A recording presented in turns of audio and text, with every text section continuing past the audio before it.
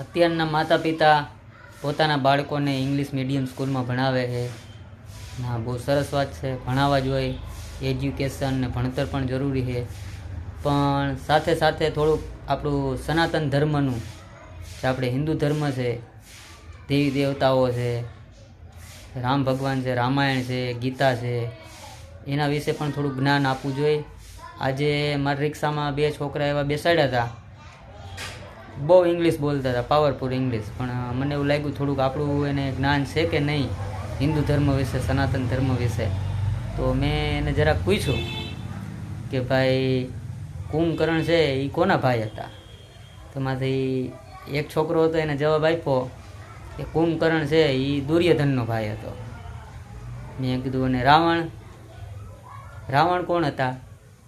તો કે રાવણ અને ઘટોત્કચ 2 ભાઈઓ હતા. પછી મેં કીધું લે એવું હતું? તો કે હા. પછી મેં કીધું કે હવે રામને કેટલા ભાઈઓ હતા એ કહો દી. તો કે રામને 2 ભાઈઓ હતા, રામ અને લક્ષ્મણ.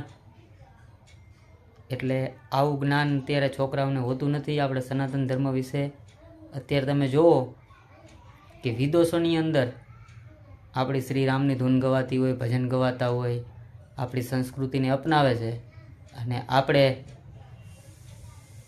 આપણી સનાતન ધર્મ, હિન્દુ ધર્મને મૂકી અને વિદેશીઓની બધી રીતિ રિવાજો અપનાવે છે.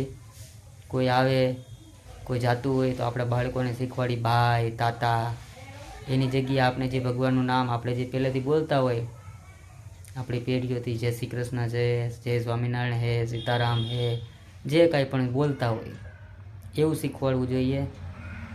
આપણું થોડુંક હિન્દુ ધર્મનું, સનાતન ધર્મનું જ્ઞાન આપણા બાળકોને આપવું જોઈએ. નહીં તો આ ધીરે ધીરે આપણી હિન્દુ સંસ્કૃતિ, સનાતન ધર્મ લુપ્ત થતો જશે. માટે બધાને, માતા પિતાઓને નમ્ર વિનંતી છે કે તમે બાળકોને ભલે ભણાવો ઇંગ્લિશ મીડિયમ સ્કૂલમાં, પણ આપણી સંસ્કૃતિ, હિન્દુ સંસ્કૃતિ, આપણા દેવી દેવતાઓ, રામાયણ છે, ગીતા છે, એનું થોડું થોડું જ્ઞાન આપતા રહો. બધાને અનુરોધ છે મારો.